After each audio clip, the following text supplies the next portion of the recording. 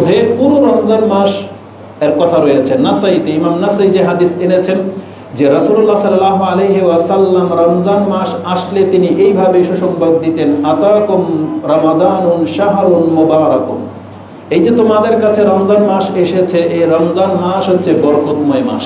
তার মানে পুরো মাসটাই হচ্ছে বরকতের, পুরো মাসটা রহমতের। কিভাবে রহমতের? ইমাম তিরমিজি যে হাদিস সিয়ামের অধ্যায় এনেছেন, সিয়ামের প্রথম হাদিস যেটা 682-তে আপনি পেয়ে যাবেন, তাতে আছে ফুতিহাত আবওয়াবুল জান্নাহ, ও আরেক বর্ণনা আসছে ফুতিহাত আবওয়াবুর রাহমা ফালাম ইউগলাক মিনহা বাবুন, রমজান মাস আসলে রহমতের প্রত্যেকটা দরজা খুলে দেওয়া হয় আর রমজান থাকা অবস্থায় বন্ধ করা হবে না। তার মানে ওটা শুধু 10 দিনের জন্য খোলা হয় না, পুরো রমজান মাসের জন্য খোলা হয়। এবং হাদিসের শেষ বাক্য হচ্ছে ওয়ালিল্লাহি উতাকাউ মিনান নার ওয়া যালিকা কুল্লা লাইলা, রমজানের প্রত্যেক রাতে আল্লাহ অসংখ্য মানুষকে ইতক মিনান নার মানে জাহান্নাম থেকে মুক্তির ঘোষণা করে দেন। তাহলে নাজাত শুধু 10 দিন নাই, নাজাত পুরো 30 দিন পর্যন্ত চলবে। এজন্য আমাদের হুজুরদেরকে একটু শুধরাতে হবে। যারা এইসব ক্যালেন্ডার ছাপে তারা তাহাকিক ছাড়াই শুধু বাপদাদার থ্রুতে তারা ধর্ম প্রচার করেই থাকে। এজন্য এদেরকে একটু এই বিষয়গুলো গভীরভাবে ভেবে দেখতে হবে। রমজান পুরাটাই হচ্ছে বরকতের, রমজান পুরাটাই হচ্ছে নাজাতের। আমাদেরকে সেই চিন্তা ভাবনা নিয়ে বা সেই দৃষ্টিভঙ্গি নিয়ে আমাদেরকে রমজান কাটাতে হবে। তো এইভাবে রমজানের বলেছিলাম প্রায় 15 থেকে 20টি বৈশিষ্ট্যের কথা কোরআন হাদিসে পাওয়া যায়। কিন্তু আল্লাহ সুবহানাহু ওয়া তাআলা সব থেকে গুরুত্বপূর্ণ বা একটা কথা শুধু কোরআনে বলেছেন, এটাই হবে আজকের খুতবার মূল বিষয়। তা আজকের খুতবায় আমি 3টা দিক তুলে ধরার চেষ্টা করব। এক, সিয়াম পালনের উদ্দেশ্য কি, কেন আমাদের সিয়াম পালন করতে হবে, আল্লাহ কি বলেছেন আমাদেরকে, কি চেয়েছেন আমাদের কাছ থেকে, আল্লাহর ডিমান্ড কি ছিল, এটা হবে বক্তব্যের একটা দিক। দ্বিতীয় দিক হচ্ছে সিয়াম আপনার কখন লাভজনক হবে, মানে আপনি সিয়াম দ্বারা কখন উপকৃত হতে পারবেন, এর জন্য আপনার কিছু করণীয় রয়েছে। এবং তৃতীয় দিক হচ্ছে সিয়ামকে হেফাজত করা, সিয়ামের হেফাজত বলে কিছু জিনিস আছে, এটা আমাদেরকে জানতে হবে যে কিভাবে আপনি সিয়ামকে হেফাজত করতে পারবো। এবার আসুন খুব দ্রুত আমি সংক্ষিপ্ততার সাথে মূল বিষয়টা আপনার কাছে তুলে ধরি যে সিয়ামের মূল উদ্দেশ্য কি ছিল। কোরআনে আল্লাহ সুবহানাহু ওয়া তাআলা মাত্র একটা কথা বলেছেন। কোরআন আল্লাহ সুবহানাহু ওয়া তাআলা বলেছেন, ইয়া আইয়ুহাল্লাযীনা আমানু কুতিবা আলাইকুমুস সিয়াম কামা কুতিবা আলাল্লাযীনা মিন ক্বাবলিকুম লাআল্লাকুম তাত্তাকুন। আল্লাহ বলেছেন যে আমি তোমাদের উপরে সিয়ামকে বিধিবদ্ধ করে দিয়েছি যেমন তোমাদের পূর্বের জাতির উপরে বিধিবদ্ধ ছিল। কেন? লাআল্লাকুম তাত্তাকুন, যাতে করে তুমি মুত্তাকি হতে পারো। আমি জানি এই আয়াত বহুবার শুনেছেন, এটা সূরা বাকারার 183 নম্বর আয়াত। আজকে ভিন্ন একটা দিক নিয়ে আমি আপনার কাছে এই আয়াতটাকে পেশ করতে চাচ্ছি। সেটা হচ্ছে এই, প্রথম কথা হলো কোরআনে আল্লাহ সুবহানাহু ওয়া তাআলা সবচেয়ে দামি বা মূল্য মানে বেশি শ্রেষ্ঠ বা আল্লাহ যেটা বলেন এটাই সব থেকে শ্রেষ্ঠ, ওই কথাগুলোই কোরআনে আল্লাহ নিজে ব্যক্ত করে থাকেন।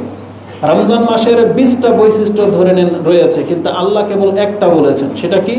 আল্লাহ সুবহানাহু ওয়া তাআলা বলেছেন যে শাহরু রমাদান আল্লাযী উনজিলা ফীহিল কুরআন, রমজান মাসের বৈশিষ্ট্যের মধ্যে একটাই বৈশিষ্ট্য আল্লাহ উল্লেখ করেছেন, যেটা হচ্ছে কোরআন নাজিল হওয়ার মাস। তেমনি সিয়াম রাখার অনেক মর্যাদা। সিয়াম রাখলে অতীতের গুনাহ মাফ, যেটা বুখারীর হাদিস আপনি জানেন, মান সামা রমাদানান ঈমানান ওয়া ইহতিসাবান গুফিরা লাহু মা তাকাদ্দামা মিন যামবি। এটা ঈমানের অধ্যায়ে এনেছেন ইমাম বুখারী, 37-38 নম্বর আয়াতে পেয়ে যাবেন। রাসূলুল্লাহ সাল্লাল্লাহু আলাইহি ওয়াসাল্লাম বলেছেন, যেই ব্যক্তি একদিন আল্লাহর রাস্তায় সিয়াম পালন করবে তাকে 70 বছরের দূরে রেখে দেওয়া হবে জাহান্নাম থেকে। তারপরে বলা হয়েছে সায়েম ব্যক্তির জাযা আল্লাহ নিজের হাতে দেবেন। কুল্লু আমাল ইবনে আদম লাহু ইল্লা সিয়াম ফাইন্নাহু লি ওয়া আনা আজজি বি। এটাও বুখারীতে আছে যে আমি নিজে সায়েম ব্যক্তিকে পুরস্কৃত করব। সিয়াম রাখার এইভাবে বহু কিছু আছে। রাসূলুল্লাহ সাল্লাল্লাহু আলাইহি ওয়াসাল্লাম এক ব্যক্তিকে, এক সাহাবীকে বলেছেন, আলাইকা বিসিয়াম, তুমি তোমার উপরে সিয়াম রাখাটাকে বাধ্যতামূলক করে নাও, ফাইন্নাহু লা মিসলা লাহ, সিয়াম রাখার মতন নেকির ক্ষেত্রে উপকারের দিক থেকে আর কোনো ইবাদত নাই, ওটা সাহাবীকে বলেছিলেন। এইভাবে সিয়ামের বহু মর্যাদা রয়েছে, কিন্তু আল্লাহ একটা কথা বলেছেন যে সিয়াম তোমাকে মুত্তাকি বানাবে। সিয়ামের উদ্দেশ্য হচ্ছে যাতে করে তুমি তাকওয়াবান হতে পারো। কেন? এটা আমি শুধু আজকে আপনাকে দেখাতে চেয়েছি। আল্লাহ সুবহানাহু ওয়া তাআলা চাইলে সরাসরি জান্নাতের কথা বলতে পারতেন যে আমি তোমাদের উপরে সিয়াম ফরজ করেছি যাতে করে তোমরা জান্নাতি হতে পারো। সিয়াম কিন্তু জান্নাতে যাওয়ার একটা আমল, একবারে সরাসরি জান্নাতের কথা আছে। যেমন একটা হাদিস নিয়ে নেন, ইমাম বুখারী রাহিমাহুল্লাহ তিনি তার জিহাদের অধ্যায় 56 নম্বর অধ্যায়, হাদিস হচ্ছে 2790তে আবু হুরায়রা রাদিয়াল্লাহু তাআলা আনহু থেকে একটা হাদিস কোট করা হয়েছে যে ক্বালা রাসূলুল্লাহ সাল্লাল্লাহু আলাইহি ওয়াসাল্লাম মান আমানা বিল্লাহি ওয়া বিরাসূলিহি ওয়া আকামাস সালাহ ওয়া সামা রামাদানা হাক্কান আলাল্লাহ আইয়ুদখিলাহুল জান্নাহ হাজারা আও জাহাদা আও জালাসা ফি আরদিহিল্লাতি উলিদা ফি। একজন ব্যক্তি যদি সে আল্লাহর প্রতি ঈমান আনে, রাসূল সাল্লাল্লাহু আলাইহি ওয়াসাল্লামকে রাসূল বলে বিশ্বাস করে নেয়, এই ব্যক্তি যদি 5 ওয়াক্ত নামাজ আদায় করে এবং রমজান মাস পেয়ে গেলে রমজান মাসের যদি সিয়াম আদায় করে, আল্লাহর উপরে এটা হক হয়ে যায় যে আল্লাহ তাকে জান্নাত দিবেই দিবে। কানা হাক্কান আলাল্লাহ আইয়ুদখিলাহু আল জান্নাহ, আল্লাহ তাকে জান্নাত দেবেনই দেবেন, এটা আল্লাহর পক্ষ থেকে ওয়াদা। বলা হয়েছে এই ব্যক্তি হিজরত করুক আর না করুক, জিহাদ করুক আর না করুক, সে যেখানে জন্মেছে, যে এলাকায় বসবাস করেছে, তার মৃত্যু যদি ওখানে হয়ে যায় তারপরও সে জান্নাত পাবে। এটি ইমাম বুখারী কোট করেছেন। তার মানে সিয়াম সরাসরি জান্নাতের সুসংবাদ দিচ্ছে আপনাকে। আরেকটা হাদিস নিয়ে নেন, যে হাদিসটি ইমাম বুখারী এবং মুসলিম তারা উভয় কোট করেছেন। বুখারীতে 3257 এবং মুসলিমে হাদিসটি 2600 রয়েছে। ফিল জান্নাতি সামানিয়াতা আবওয়াব, জান্নাতের 8টা দরজা রয়েছে, তার মধ্যে ফিহা বাবুন ইউসাম্মুর রায়্যান, একটা দরজার নামই হচ্ছে আর রায়্যান, লা ইয়াদখুলুহু ইল্লা সাইমুন, সেখানে সায়েম ব্যক্তি ছাড়া আর কোনো ব্যক্তি ঢুকতে পারবে না। তার মানে জান্নাতের একটা দরজাই আছে হচ্ছে রোজাদার ব্যক্তিদের জন্য। তো যেখানে সিয়াম পালন করলে সরাসরি জান্নাতের কথা আছে, কিন্তু আল্লাহ কেন বললেন না যে তুমি জান্নাতি হতে পারো? কিন্তু আল্লাহ বলেছেন লাআল্লাকুম তাত্তাকুন, তবে তুমি মুত্তাকি হতে পারবে। কেন? আল্লাহ সুবহানাহু ওয়া তাআলার ভাষার ব্যাপক হিকমা রয়েছে। আল্লাহ সুবহানাহু ওয়া তাআলা বহু উদ্দেশ্য নিয়ে কথা বলেন, যার কিছুটা আমরা অনুধাবন করতে পারি কাছাকাছি, অথবা অনেক সময় সক্ষম হই না। তবে বিজ্ঞ আলেম যারা সালফে সালেহিন তারা বহু কথা বলেছেন। আমি আমার দৃষ্টিভঙ্গি থেকে এখানে 2টা জিনিস আপনার কাছে তুলে ধরতে চাচ্ছি। আল্লাহ সুবহানাহু ওয়া তাআলা সায়েম ব্যক্তিকে সরাসরি জান্নাতি না বলে তাকওয়াবান হতে পারবে কেন বললেন, এটা 2টা দিক আমি আপনার কাছে পেশ করব। এক, আমি কোরআন থেকে দেখতে পাচ্ছি আল্লাহ যদি বলে দিতেন সায়েম ব্যক্তিকে যে তুমি জান্নাতি, তাহলে এর আগে সে অনেক কিছু প্রাপ্ত হয় আল্লাহর পক্ষ থেকে, সেগুলো মিসিং হয়ে যাবে। কিন্তু আল্লাহ সুবহানাহু ওয়া তাআলা যখন বলেছেন লাআল্লাকুম তাত্তাকুন, তুমি মুত্তাকি হতে পারবে, আর মুত্তাকি হতে পারলে এই মুত্তাকিকে আল্লাহ জান্নাতের আগেও আরো বহু মর্যাদার কথা উল্লেখ করেছেন, আল্লাহ সেগুলোকে বহাল রাখতে চেয়েছেন। তার মানে আপনার জান্নাতটাই মূল না, জান্নাত তো আপনি পাবেনই পাবেন মুত্তাকি হতে পারলে, কিন্তু তার আগে ওই জান্নাতে যাওয়ার আগে একজন মুত্তাকিকে আল্লাহ কতটা সম্মানিত করেছেন, এটা 2-1টা দিক আমি আপনাকে দেখাই।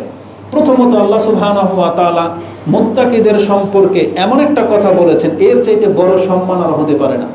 তাকে আল্লাহ সুবহানাহু ওয়া তাআলা শুধু এই কথা বলেন নাই যে মুত্তাকিরা জান্নাতে যাবে, বরং আল্লাহ জান্নাতকে প্রস্তুত করে দিয়ে বলেছেন আমি জান্নাতটা বানিয়েছি মুত্তাকিদের জন্য। বুঝেন? মানে আপনি একটা অনুষ্ঠান করেছেন, একটা এমন কিছু করেছেন, বিশেষ দিন বিশেষ জায়গা, কোনো না কোনো ব্যক্তিকে উদ্দেশ্য করে আপনার চিফ গেস্ট যিনি বা মূল মেহমান যিনি, তার জন্য এই খাবার আয়োজন। সেই খাবার কিন্তু অনেকে খায়, কিন্তু মূলকে যার উদ্দেশ্যে এটা করা হয়েছে, যাকে সম্মান দেওয়ার জন্য এই সিস্টেম চালু করা হয়েছে, গেট সাজানো হলে, গালিচা বিছানো হলে সেটার উপর দিয়ে অনেকেই হাঁটে, কিন্তু সবার জন্য কিন্তু সেটা বিছানো হয় নাই। এটা ওই ব্যক্তিকে উদ্দেশ্য করে করা হয়েছে যিনি হচ্ছেন মূল। তা আল্লাহ বলেছেন জান্নাতে তো অনেকেই যাবে, একেবারে মুত্তাকি না হতে পারলে সাধারণ একজন মুসলিম যদি ইমানকে ঠিক রেখে থাকে, শিরিক না করে থাকে, তার আমল যত কম হোক, শাস্তি পাওয়ার পরও সে জান্নাতে যাবে। কিন্তু আল্লাহ বলেছেন মূলত আমি জান্নাতটাকে প্রস্তুত করেছি কাদের জন্য? মুত্তাকিদের জন্য। উইদ্দাত লিল মুত্তাকিন, আল্লাহ বলেছেন আমি জান্নাতকে প্রস্তুতি করেছি মুত্তাকিদের জন্য। মুত্তাকিদেরকে এর চাইতে বড় সম্মান আর কোনো ভাষা দিয়ে আপনি দেখাইতে পারবেন না। যেটা আল্লাহ সুবহানাহু ওয়া তাআলা উল্লেখ করে দিয়েছেন সূরা আলে ইমরানের 133 নম্বর আয়াতে পেয়ে যাবেন। এবং আল্লাহ সুবহানাহু ওয়া তাআলা মুত্তাকিদের সম্পর্কে বলেছেন ওয়া উজলিফাতিল জান্নাতু লিল মুত্তাকিনা গায়রা বাঈদ। আল্লাহ বলেছেন জান্নাতকে আমি বিচারের মাঠে একেবারে কাছে নিয়ে আসব, গায়রা বাঈদ, সেটা দূরে হবে না, একেবারে হাতের নাগালে তুমি তোমার চোখের সামনে জান্নাতকে দেখতে পাবে।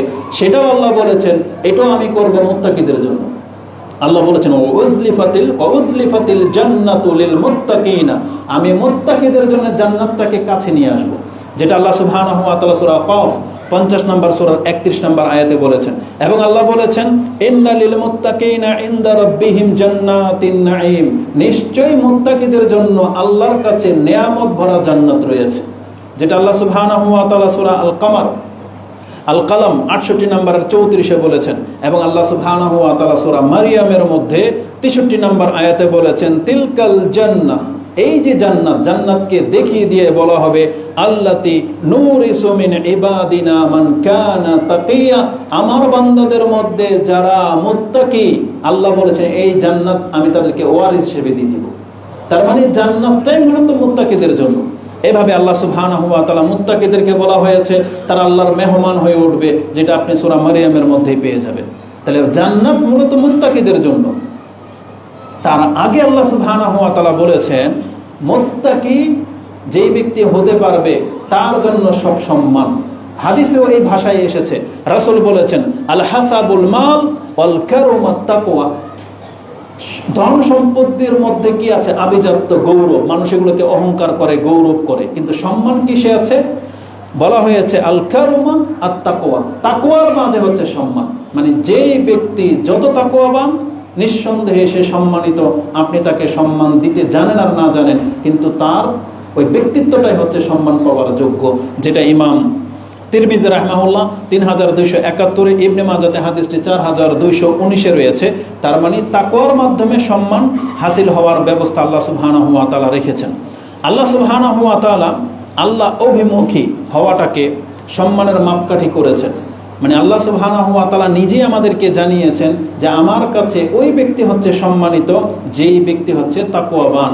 আর আমাদেরকে আল্লাহ বিভিন্ন রূপে, বিভিন্ন রঙে, বিভিন্ন অবস্থায় সৃষ্টি করেছেন, এটা হচ্ছে পৃথিবীর ভারসাম্যকে টিকিয়ে রাখার জন্য।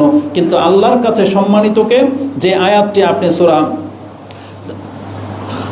সূরা হিজরের মধ্যে, সূরা তাহরিমের মধ্যে পেয়ে যাবেন, এখানে এটা উল্লেখ করা হয় নাই, একটু পরে আসবে সেই আয়াতটা, যে আল্লাহ সুবহানাহু ওয়া তাআলা বলেছেন ইন্নামা আকরামাকুম ইনদাল্লাহি আতকাকুম, নিশ্চয়ই তোমাদের মধ্য থেকে ওই ব্যক্তি হচ্ছে আমার কাছে সবচেয়ে সম্মানিত যেই ব্যক্তি হচ্ছে তাকওয়াবান।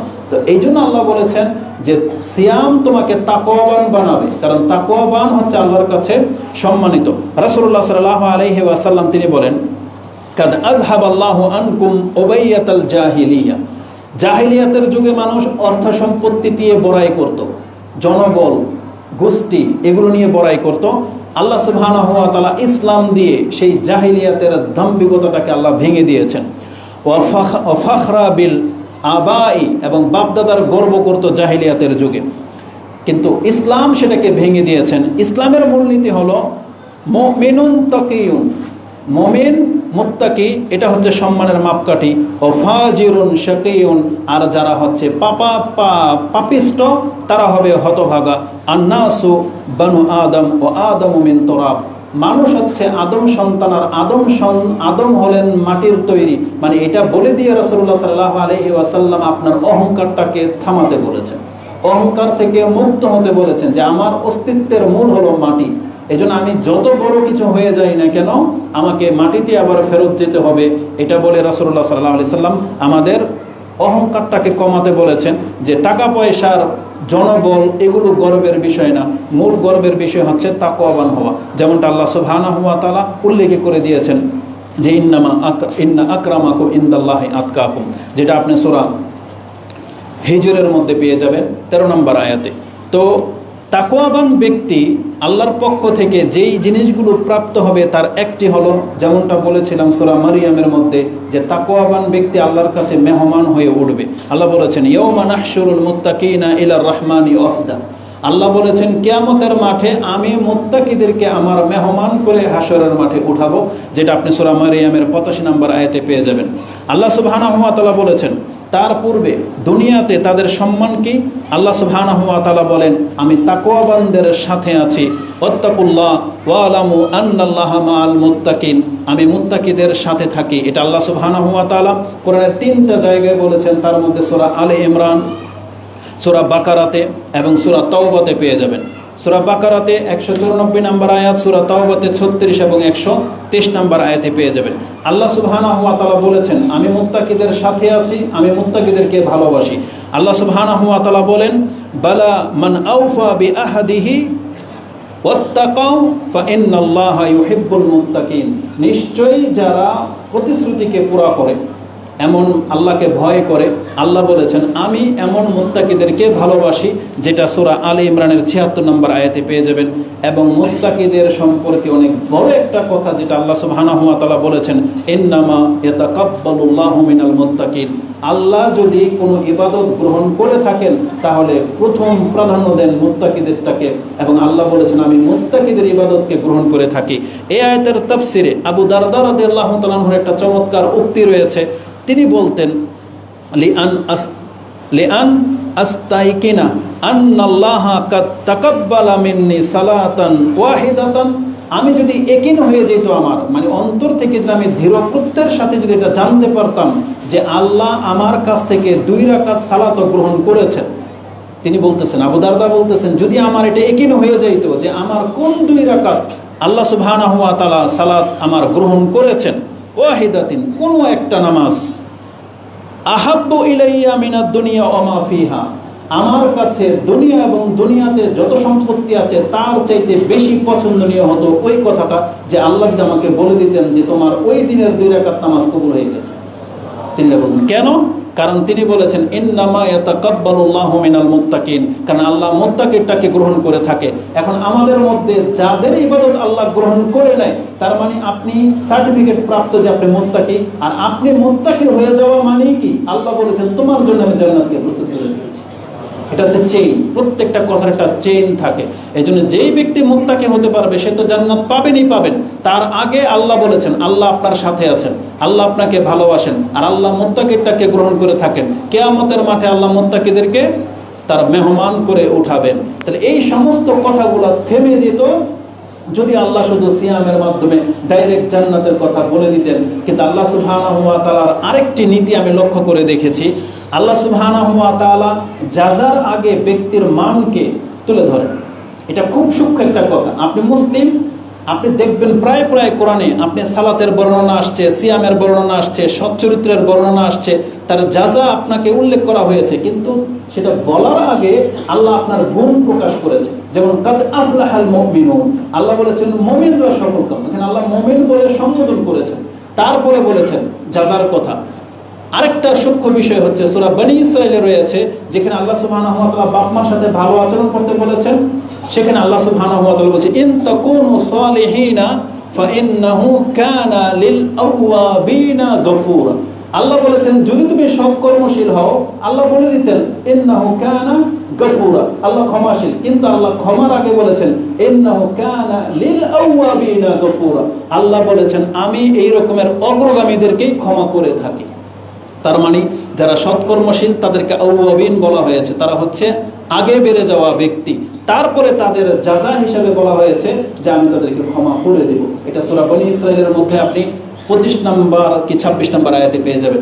এবং সূরা বাইয়িনাতে দেখেন 7 নম্বর আয়াতে আল্লাহ কি বলেছেন ইন্নাল্লাযীনা আমানু ওয়া আমিলুস সালিহাত, আল্লাহ বলতে পারতেন উলাইকা লাহুমুল জান্নাহ, যেটা 8 নম্বর আয়াতে আছে, কিন্তু আল্লাহ ওই জাযাউহুম বলার আগে তার সম্মানটাকে আল্লাহ তুলে ধরেছেন ইন্নাল্লাযীনা আমানু ওয়া আমিলুস সালিহাত উলাইকা হুম খায়রুল বারিয়া, নিশ্চয়ই যারা ঈমানদার এবং সৎ কাজ করে এরা হলো আমার সৃষ্টির শ্রেষ্ঠ। এটা আল্লাহ তাদের মান বলে দিয়ে তারপরে বলেছেন জাযাউহুম ইনদা রাব্বিহিম জান্নাতুন তাজরি মিন তাহতিহাল আনহার, তারপরে তাদের জাযার কথা উল্লেখ করেছেন। এই বাচ্চারা, এই এটা জুমার খুতবা চলতেছে, কি চলতেছে এটা? তোমার ফোকাস কোন দিকে? তো আল্লাহ সুবহানাহু ওয়া তাআলা ব্যক্তির সম্মানকে আগে তুলে ধরেন, তারপরে জাযার কথা বলেন। নিঃসন্দেহে সিয়াম আপনাকে জান্নাত দেবে, কিন্তু আল্লাহ তার আগে আপনাকে মুত্তাকি বানাতে চেয়েছেন। এটা হচ্ছে একটা দৃষ্টিভঙ্গি। দ্বিতীয় দৃষ্টিভঙ্গি থেকে আমি আপনাকে যেটা দেখাতে পারি, যদি আল্লাহ বলে দিতেন যে সিয়াম দ্বারা তুমি জান্নাত পেয়ে যাইবা, তাহলে কোনোভাবে সিয়াম পালন করে নিলেই হয়ে যেত। কিন্তু আল্লাহ সুবহানাহু ওয়া তাআলা বলেছেন লাআল্লাকুম তাত্তাকুন, যাতে করে তুমি তাকওয়া অর্জন করতে পারো। তার মানে বোঝা যাচ্ছে যে শুধু সিয়াম রেখে নিলেই হয়ে যাবে না, বরং আপনাকে এমন একটা যোগ্যতায় নিয়ে আসতে হবে যেটা প্রমাণ করবে যে হ্যাঁ আপনি আল্লাহ ভীরুতা গ্রহণ করতেছেন। যেভাবে আপনি হালাল জিনিস, খাদ্য পানীয় আপনি চাইলেও পিপাসায় বুক ফেটে যাচ্ছে কিন্তু আপনি খাচ্ছেন না আল্লাহর ভয়ে, ঠিক পাপের ক্ষেত্রেও এই একই নীতিটা অবলম্বন করতে হবে যে আমি আল্লাহর ভয়ে পাপটা করবো না, এটা দেখবো না। তো আজকে আমরা যদি একটা মাস এভাবে নিজেকে কন্ট্রোল করে চলি, তাহলে আমাদের মধ্যে আল্লাহ ভীরুতা জন্ম নেবে। আর এটাই ছিল আল্লাহ সুবহানাহু ওয়া তাআলার মূল উদ্দেশ্য, যার ফলে আল্লাহ বলেছেন লাআল্লাকুম তাত্তাকুন, যাতে করে তুমি মুত্তাকি হতে পারো। এই জন্য শুধুমাত্র সিয়াম পালন করে ওই একই স্বভাব চরিত্রের হয়ে থাকলে চলবে না, বরং সিয়ামকে আপনাকে গুরুত্বের সাথে নিতে হবে। যেই কথাগুলোই আমাদের সালাফগণ রাসূলুল্লাহ সাল্লাল্লাহু আলাইহি ওয়াসাল্লাম থেকে উপদেশ নিয়ে থাকেন, আমি সরাসরি আপনাকে দ্বিতীয় পয়েন্টে চলে যাই যে কিভাবে আপনি সিয়ামকে ভঙ্গ করবেন। যেসব কারণে সিয়াম ভঙ্গ হয় সেগুলো থেকে বেঁচে থাকবেন, ওই একটা কাজও করা যাবে না। উপরন্ত আল্লাহ সুবহানাহু ওয়া তাআলা আমাদেরকে সিয়াম হেফাজত করার একটা দিক নির্দেশনা দিয়েছেন। রাসূলুল্লাহ সাল্লাল্লাহু আলাইহি ওয়াসাল্লাম থেকে বলা হয়েছে,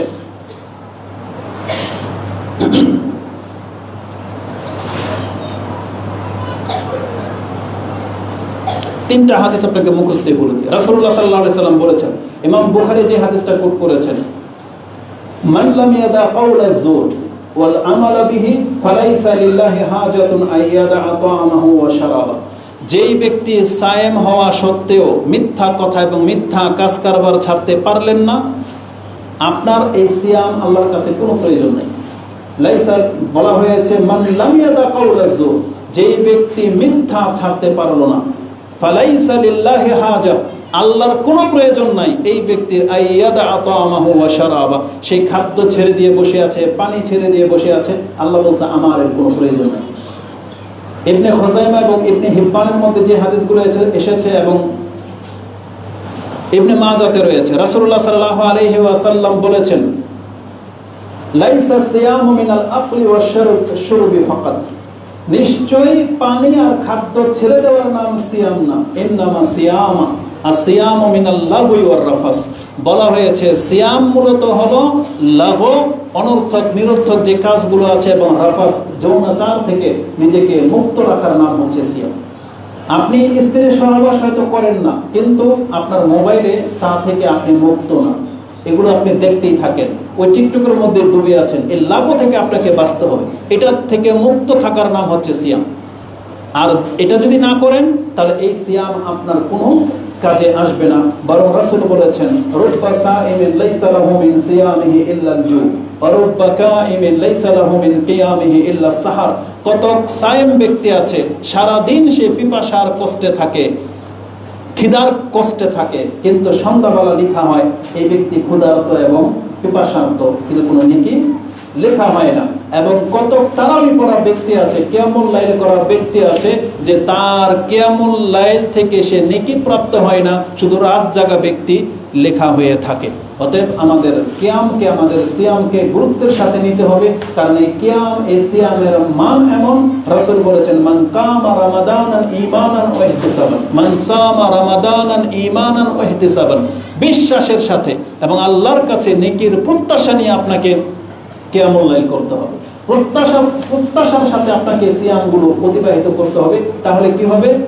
তাকাদ্দামা সিয়ামা মান কামা রামাদানান ঈমানান ওয়া ইহতিসাবান গুফিরা লাহু মা তাকাদ্দামা মিন যামবি। তাহলে আল্লাহ আপনার অতীতের যে সাগীরা গুনাহগুলো আছে সব আল্লাহ সুবহানাহু ওয়া তাআলা মাফ করে দিবেন। এটা হচ্ছে আমাদেরকে এই প্রত্যাশা নিয়ে এই আমলগুলো করতে হবে।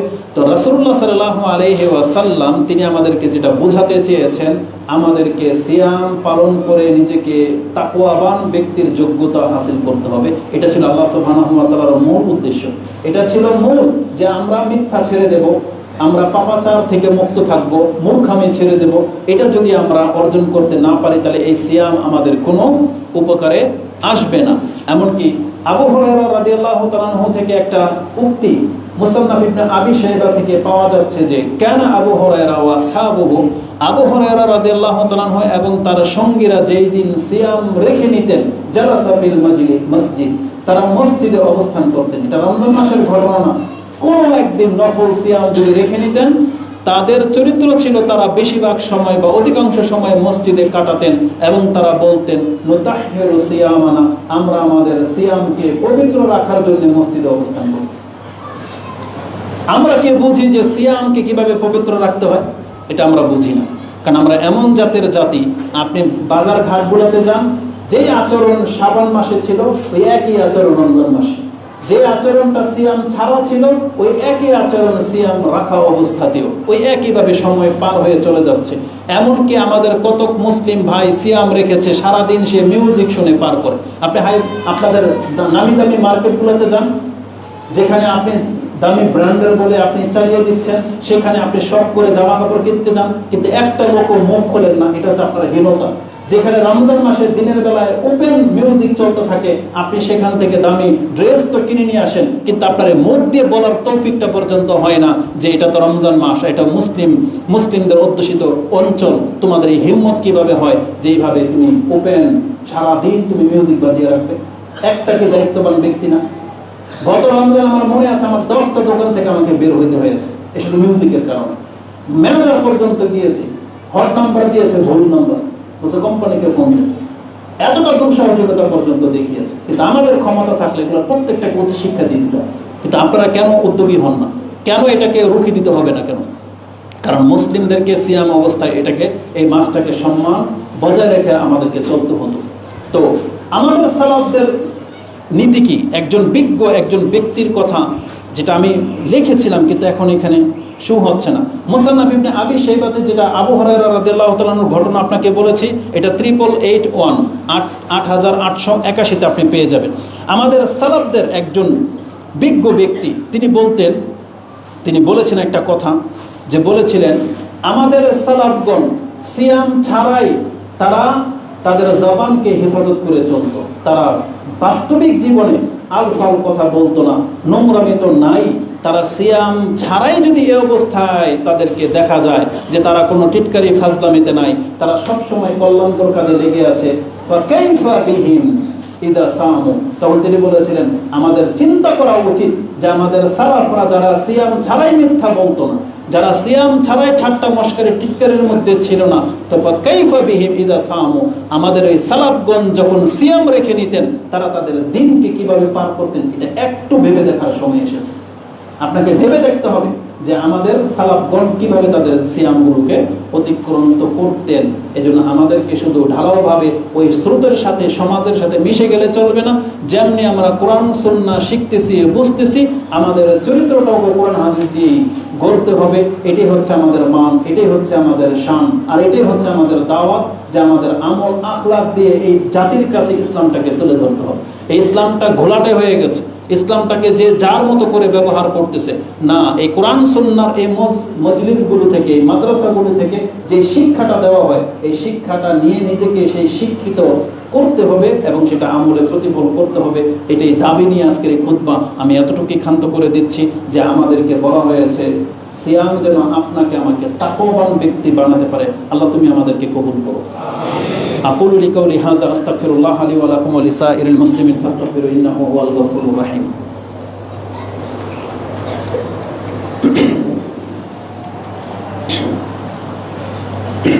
الحمد لله رب العالمين والصلاة والسلام على أشرف الأنبياء والمرسلين নবীনা মুহাম্মাদিন ওয়া আলা আলিহি ওয়া সাহবিহি আজমাইন ওয়া বাদ। কিছু আদব আছে সিয়াম থাকা অবস্থায়।